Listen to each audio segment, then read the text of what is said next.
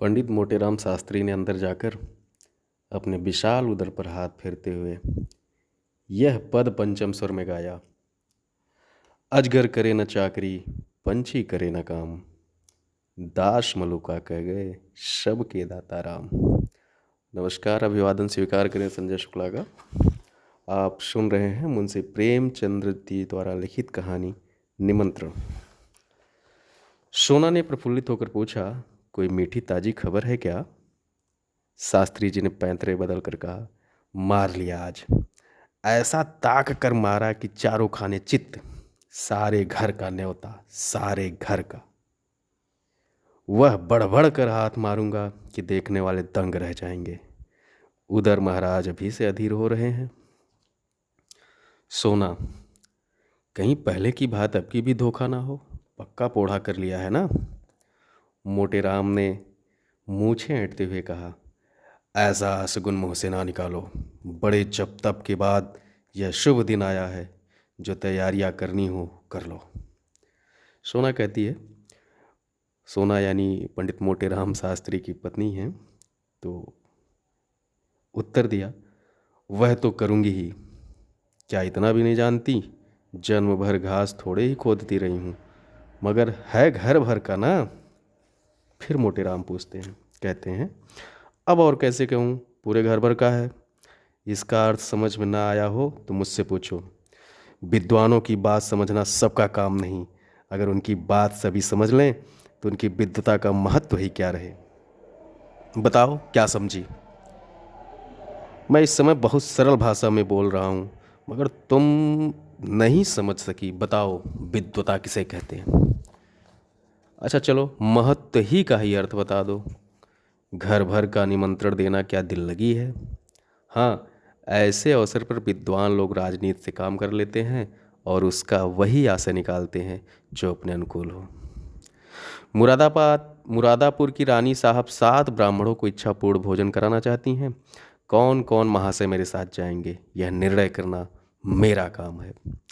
अलगूराम शास्त्री, बेनीराम शास्त्री, छेदीराम शास्त्री, भवानी राम शास्त्री, फेकूराम शास्त्री और मोटेराम शास्त्री आदि जब इतने आदमी अपने घर में ही हैं, तब बाहर कौन ब्राह्मणों को खोजने जाए? सोना टपाक से बोल उठती है, और 7वां कौन है? मोटेराम बोलते हैं, बुद्धि को दौड़ाओ, बुद्धि को। सोना सोना यानी मोटेराम की पत्नी कहती हैं, एक पत्तल घर लेते आना। मोटेराम बोलते हैं, फिर वही बात कही जिसमें बदनामी हो। छी छी, पत्तल घर लाऊं? उस पत्तल में वह स्वाद कहाँ जो यजमान के घर बैठकर भोजन करने में सुनो, 7वें महाशय हैं पंडित सोनाराम शास्त्री। सोना, चलो दिल लगी करते हो, भला मैं कैसे जाऊंगी? मोटेराम, ऐसे ही कठिन अवसरों पर तो विद्या की आवश्यकता पड़ती है। विद्वान आदमी अवसर को अपना सेवक बना लेता है, मूर्ख अपने भाग्य को रोता है। सोना देवी और सोनाराम शास्त्री में क्या अंतर है जानती हो? केवल परिधान का। परिधान का अर्थ समझती हो कि नहीं? परिधान पहनाव को कहते हैं, पहनाव को कहते हैं। इसी साड़ी को मेरी तरह बांध लो, मेरी मिर्जई पहन लो, ऊपर से चादर ओढ़ लो, पगड़ी मैं बांध दूंगा, फिर कौन पहचान सकता है? सोना ने हंसकर कहा, मुझे तो लाज लगेगी। मोटेराम, तुम्हें करना ही क्या है, बातें तो हम करेंगे।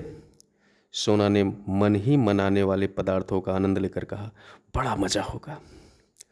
मोटेराम, अब विलंब ना करो, तैयारी करो और चलो। सोना, कितनी फंकी बना लूं? मोटेराम बोलते हैं, यह मैं नहीं जानता, बस यही आदर्श सामने रखो कि अधिक से अधिक लाभ हो। सहसा सोना देवी को एक बात याद आ गई। बोली, अच्छा इन बिछुओं को क्या करूंगी? बिछुआ यानी जो पैर में पहनती हैं औरतें। मोटेराम ने त्योरी चढ़ाकर कहा, इन्हें उठाकर रख देना, और क्या करोगी?